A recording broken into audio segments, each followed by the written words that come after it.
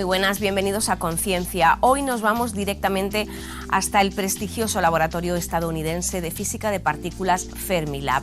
Allí se está llevando a cabo un experimento que ha arrojado discrepancias con la teoría que podrían revolucionar lo que sabemos hasta el momento sobre la esencia de la materia. Abel Lorente es un andaluz que forma parte de este equipo.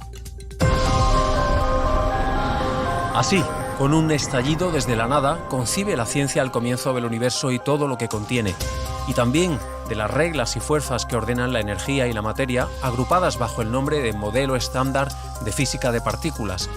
13.000 millones de años después del Big Bang, cerca de Chicago, en este anillo gigante, los científicos han encontrado una divergencia entre lo previsto por la teoría y la naturaleza, y un andaluz está en el equipo que protagoniza esta aventura del conocimiento.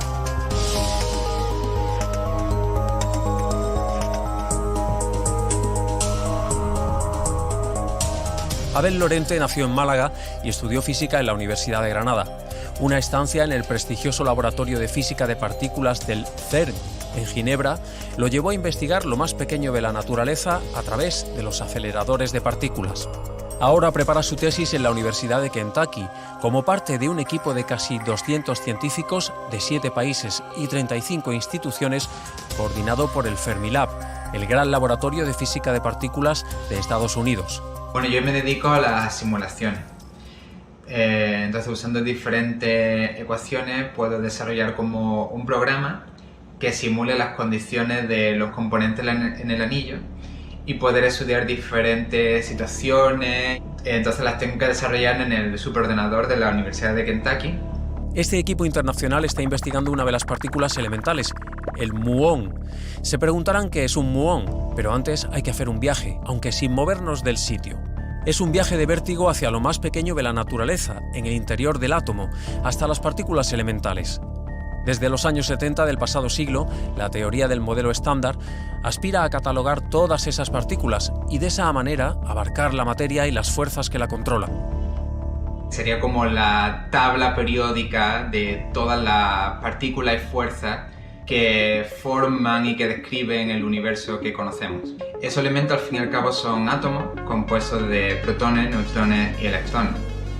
Lo que ocurre es que se descubrió que los protones y los neutrones están compuestos de otras partículas más pequeñas que se llaman quarks. Y eso junto a otras partículas como el bosón de Higgs, por ejemplo. Precisamente en 2012, otro gran acelerador, el del laboratorio europeo CERN, confirmó la existencia del bosón de Higgs, la partícula que confiere masa a otras partículas y que hasta entonces era solo teoría, revalidando así las previsiones del modelo estándar. Pero ese molde se ha quedado corto para dar respuesta a algunas cuestiones, como qué son la materia oscura y la energía oscura, cuya existencia solo puede apreciarse de forma indirecta en el universo. Los investigadores del Fermilab quieren profundizar en esas carencias, concentrando sus esfuerzos en el muón. Es una especie de primo del electrón mucho más pesado, con una masa 200 veces superior. Los rayos cósmicos que vienen del espacio exterior están compuestos mayormente por protones. Entonces esos protones, cuando interaccionan con ciertas partículas de nuestra atmósfera, se forman piones y claro, luego esos piones se desintegran y dan lugar a los muones que podemos observar. Los muones son una ventana al mundo subatómico. Un aspecto importante que interesa en esta investigación es su factor G. Los muones tienen varias propiedades, entre ellas es que tienen carga, como los electrones, y también tienen una cosa que le llamamos el spin. Entonces, debido a esto, los muones se pueden comportar como si fuesen un imán, es decir, tendrían como magnetismo. Pues el factor G es lo que determinaría cómo de fuertes estos muones serían, ¿no? Si se comportasen como imanes. El proyecto Muón G-2 del Fermilab ha apostado por conocer con una precisión inédita las propiedades magnéticas del muón, lanzando un haz de estas partículas en un anillo gigante en el vacío y a una velocidad cercana a la de la luz. Es una forma de saber si hay partículas desconocidas en ese vacío. Al inyectar los muones en ese anillo van a estar dando vueltas ahí, y el spin, que si nos lo queremos imaginar es como una flechita, como si fuese un reloj, que está encima de los muones, y debido a esa interacción con el campo magnético, pues va a empezar a dar vueltas. Para sus experimentos han reutilizado un colosal electroimán fabricado en acero, aluminio y cable superconductor que se había usado en 2001 en Brookhaven, cerca de Nueva York. Allí obtuvieron resultados que no cuadraban con las predicciones teóricas, pero con una precisión aún baja como para estar seguros. Para ejecutar el experimento transportan el electroimán circular hasta los laboratorios de Fermilab, cerca de Chicago, a más de 1.600 kilómetros. Está compuesto de piezas que son muy grandes, pero son también muy delicadas y no se pueden desarmar. Entonces, gran parte del anillo se tiene que transportar así de una pieza. Y para hacer eso, se tuvo que llevar desde Nueva York hasta Chicago, primero por mar, hacia el sur, y luego entró y por tierra. El proceso obliga a cortes de carretera y se convierte en todo un acontecimiento que genera gran expectación. La puesta a punto del experimento es todo un reto. Quieren conseguir 4 veces más precisión que en el experimento de Brookhaven y emplea más de 4 años en calibrar y ensamblar el anillo. Para generar el haz de muones necesitan altas energías. Utilizan protones que al colisionar contra un material se transforman en piones que a su vez producen muones. Los imanes consiguen mantener y mover los muones dentro del anillo. La mayor parte del anillo son imanes superconductores y muy potentes que se encargan de almacenar los muones, ¿no? Y que estén dando vueltas hasta que se desintegren. Los imanes superconductores de ese anillo crean un campo magnético que es alrededor de 30.000 veces más potente que el campo magnético de la Tierra. Y lo que diría más importante incluso es que es muy estable. Tiene que ser un campo magnético muy estable para que sepamos muy bien, con todo lujo de detalle, el valor exacto del campo magnético en cada parte del anillo. En el vacío cuántico, esos miles de millones de muones no están solos, sino que interaccionan con otras partículas que aparecen y desaparecen y que están previstas en el modelo estándar. De esas interacciones dependerá su comportamiento magnético. Por eso tienen que medir con extrema precisión la frecuencia y la desintegración de esos muones, que apenas existen en el anillo durante 64 millonésimas de segundo. Todos los valores que estimamos son del orden de una parte por millón, incluso menos, una parte por billón, si usamos el billón americano, ¿no?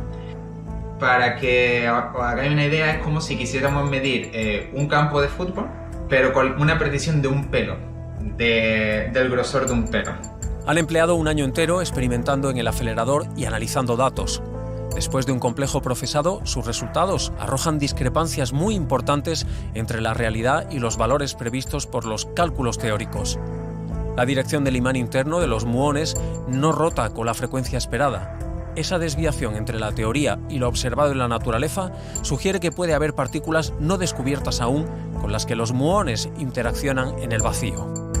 El modelo estándar predice que ese spin va a moverse con cierta frecuencia. Pero claro, el experimento podría demostrar que esa frecuencia no es la que predice la teoría. Eso podría deberse a que los muones están interaccionando con partículas o están teniendo algún tipo de interacción que por el momento se desconoce. Fuerzas subatómicas ocultas o partículas desconocidas que escapan a lo previsto por el modelo estándar son posibles explicaciones a esa desviación, pero a pesar de la precisión alcanzada, necesitan seguir experimentando para conseguir una mayor relevancia estadística y poder así confirmar que estamos ante un nuevo terreno inexplorado en el mundo de la física. Si al final se demuestra esta discrepancia, pues sí estoy seguro de que eso va a motivar a muchos otros investigadores y experimentos para investigar si hay algo ahí, alguna interacción con la materia oscura o la energía oscura que hasta el momento no se ha observado y que desconocemos. Sus experimentos buscan ensanchar el conocimiento sobre la parte más íntima de la materia y del universo, pero en el camino pueden generar conocimiento y avances en otras áreas que beneficien a toda la sociedad. Conocer las partículas elementales de la materia es muy importante para entender la naturaleza y lo que nos rodea. Al entender mejor cómo se forman, cómo interactúan, también aprendemos mejor cómo manipularlas. Y podemos buscar aplicaciones de eso en el futuro, que a día de hoy a lo mejor ni siquiera podemos pensar. Esto principalmente puede afectar a la industria tecnológica, incluso al campo de la medicina. Aquí se está haciendo mucha innovación a la hora de hacer algoritmos para análisis de datos, para almacenar y procesar información, sobre todo ahora que tenemos cantidades tan grandes de memoria, y todo eso al final siempre acaba repercutiendo en otros experimentos y otros ámbitos. Nuevos experimentos dirán si se confirman definitivamente esas divergencias entre la teoría y la realidad, y si hay partículas más allá de las que conocemos, forzando las costuras de la física tal y como se entiende ahora y llevando a la ciencia a nuevos territorios.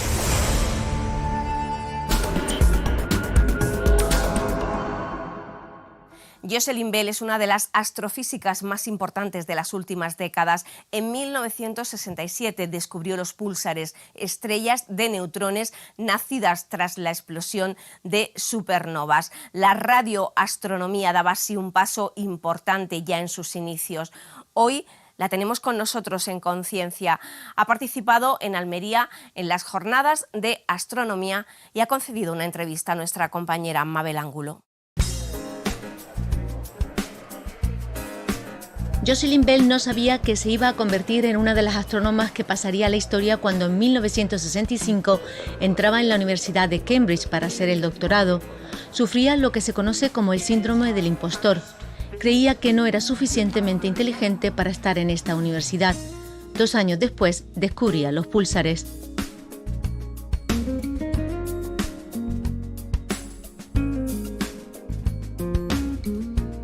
Una joven, Jocelyn Bell, fue admitida en Cambridge para hacer su tesis en un principio sobre los cuásares. Lo primero que hizo fue construir un radiotelescopio. El análisis de los datos le hizo ver que había encontrado algo que no existía hasta ahora. En principio planteaban la posibilidad de ser señales extraterrestres, pero no, habían descubierto los púlsares. 54 años después son utilizados para seguir estudiando, por ejemplo, la teoría de la gravedad. Pulsars are heavy, like our sun, but they are in a ball of. Los púlsares son masivos, como nuestro Sol, pero su masa se concentra en un objeto con un radio de 10 kilómetros. Son muy compactos y con una fuerte gravedad. Por esa razón nos gustan a los físicos. Son un buen test para comprobar la teoría de la gravedad. Por lo tanto, podemos utilizarlos para entender los agujeros negros.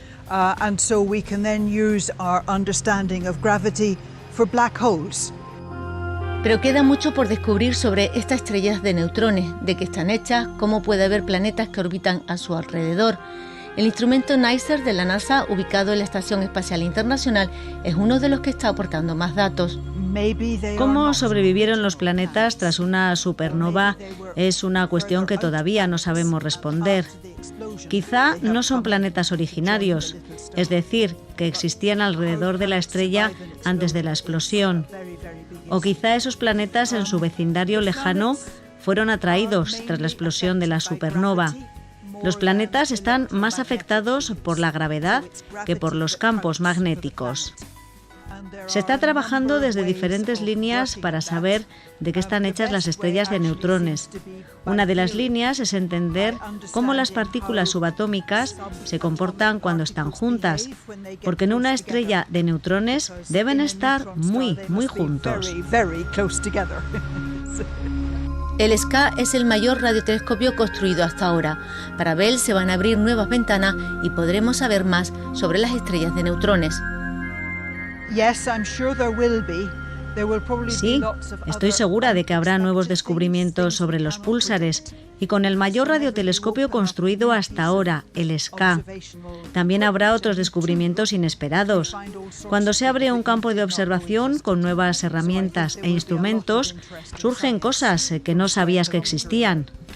Estoy segura de que se hará muy buena ciencia con el nuevo radiotelescopio. La radioastronomía puede contestar algunas preguntas. ¿Cómo es la baja gravedad? ¿Correcta o siempre correcta? ¿El electromagnetismo es bien entendido? ¿La relatividad es correcta?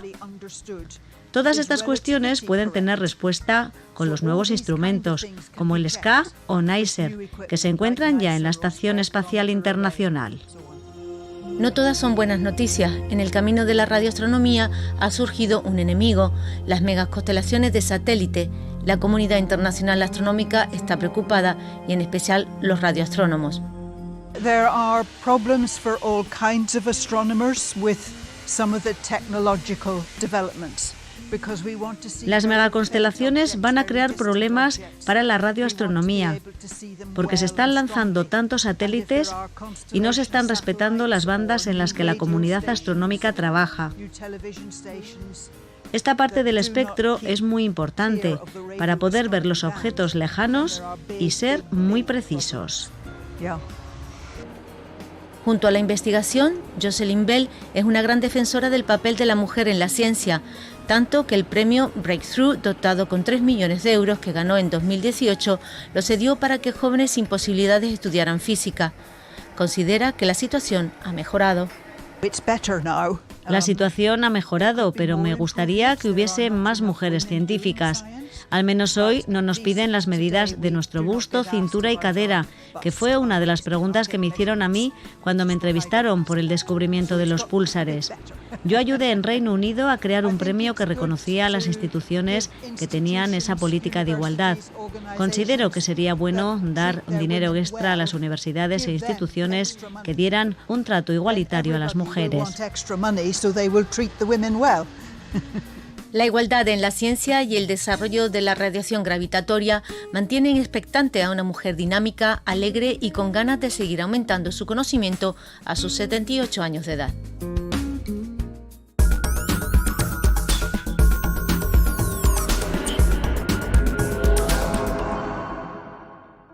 Nos vamos ahora hasta esa sección en la que vamos descubriendo secretos de uno de los museos científicos más importantes de nuestro país. Cristina González, ¿dónde estará? ¿Qué nos va a descubrir hoy?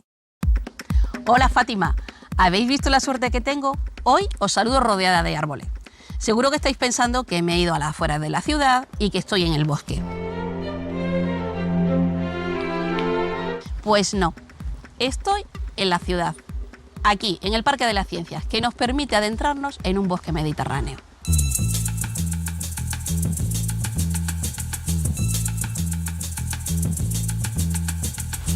Sembrar y proteger un bosque, en nuestro caso mediterráneo, es contribuir a nuestra supervivencia.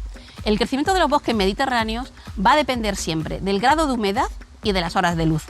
Fijaros que de una manera precisa podemos incluso saberlo y saber si ese año fue o no lluvioso. Fijaros bien en cada anillo anual y la distancia que hay entre anillo y anillo. Los árboles hacen muchísimas cosas por nosotros. Por ejemplo, las hojas, muy importante, son capaces de añadir oxígeno al aire, de retirar el anhídrido carbónico que nosotros exhalamos y de fijar incluso algunas sustancias nocivas como el nitrógeno y el azufre. Y para todo eso utilizan una estrategia muy interesante, en muchos casos siguiendo la secuencia de Fibonacci. Fijaros bien cómo la disposición de las ramas y de las hojas no es aleatoria, va alternándose de manera que tiene la máxima captación de luz solar.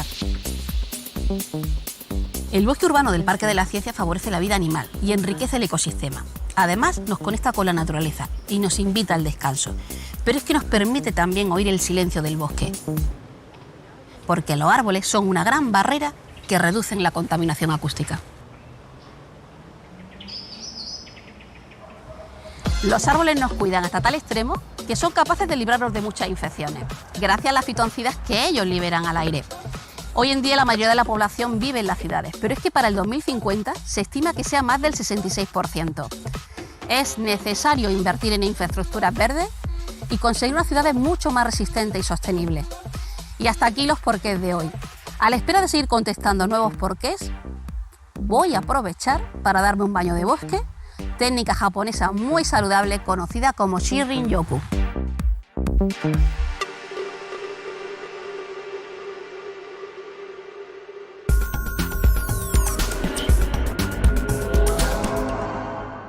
No nos movemos del Parque de las Ciencias porque Carmen Botella tiene ya preparada la agenda del cielo de noviembre. Vamos a ver lo que nos depara el firmamento. Noviembre comienza con la luna menguando hasta completar la fase nueva el día 4. El cuarto creciente será el 11, la luna llena el 19 y terminaremos el ciclo con el cuarto menguante el día 27. Los momentos más cercanos y lejanos tendrán lugar los días 5, en el que la luna pasa por su perigeo, y el 21 en el que se situará en su apogeo. La luna llena del 19 de noviembre nos trae un eclipse penumbral de luna, pero lamentablemente desde casi toda España será complicada su observación. Este tipo de eclipses, la luna se oscurece tan ligeramente que es difícil detectarlo.